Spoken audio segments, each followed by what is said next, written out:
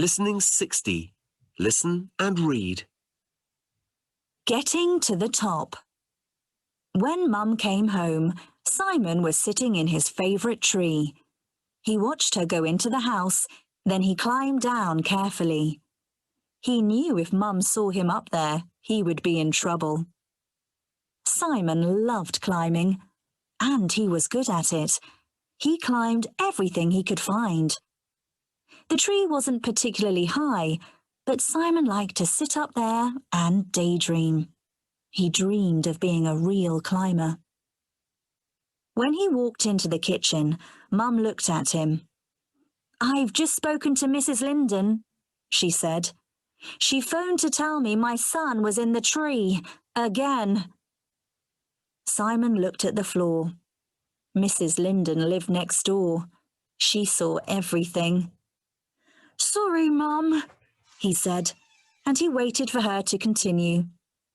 Simon was often in trouble for climbing things. But Mum was looking in her handbag. She found a leaflet and handed it to Simon. "I found this," she said. "It's for the climbing club in town. If I can't stop you climbing everything, at least you ought to learn to do it safely." He looked at her, surprised. "But, Mum, can we afford it?" He knew there wasn't always money for extras, and lessons might be expensive.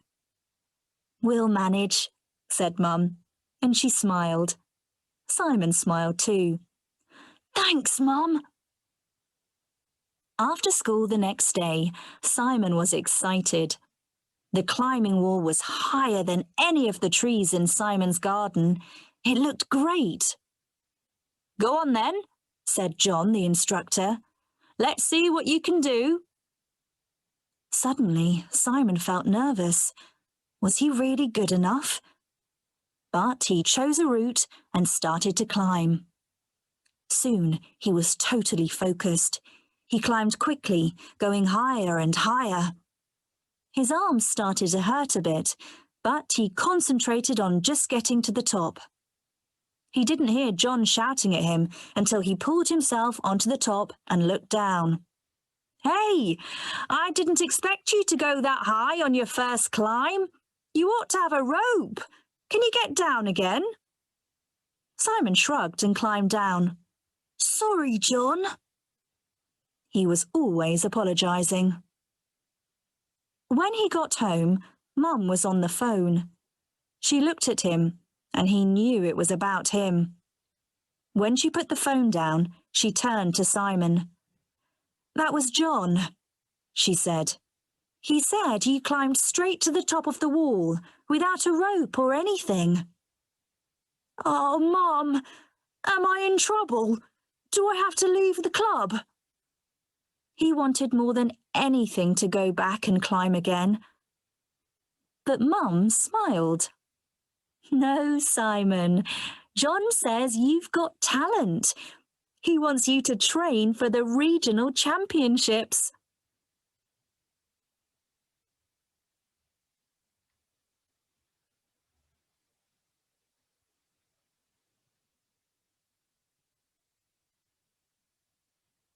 The regional championships? His dream was coming true. Over the next weeks, John showed him how to tie knots and use ropes safely. He showed Simon how to climb different walls and use different equipment. Simon loved it all. The week before the championships, Simon couldn't think about anything else. This was his chance. If he won the championships, he could use the prize money for more lessons. He could become a real climber. But on Thursday, John called him over and said, "Simon, your trainers are okay for lessons, but for the competition, you'll need to buy some special climbing shoes. These are online, look, they're only £60. £60? Simon's heart sank. He suspected that Mum was already making sacrifices to pay for his climbing lessons. He couldn't ask her for such a lot of money. Simon saw his dream slipping away. When he got home, he didn't say anything about climbing. He didn't talk all through dinner about roots and knots and ropes. He avoided talking much at all. The next morning, Mum said, "Oh, Simon, Mrs. Linden wants to talk to you." Mrs. Linden? What did she want? Simon tried to remember what he could be in trouble for. He tried to remember climbing her apple tree or surprising her cat. But he was at climbing club every day. When he walked up the path, Mrs. Linden was at the door. "Hello, Mrs. Linden," Simon said, waiting for her to tell him why she was annoyed. But Mrs. Linden had something in her hands. And suddenly, Simon saw what it was. Climbing shoes! "My son used to climb," Mrs. Linden explained.